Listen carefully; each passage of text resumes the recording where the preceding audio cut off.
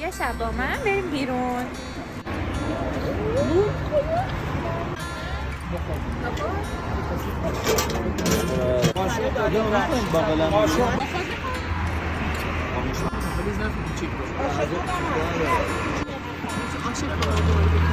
بچه های سوس لواشک گفتن با لبو خیلی خوشمزه میشه. اما یه کوچولو میزنم شاید خوشمزه. شاید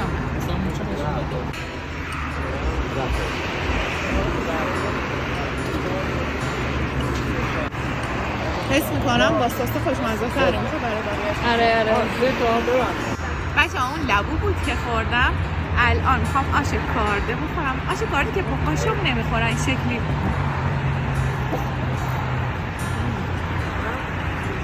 مزه بهشت میده.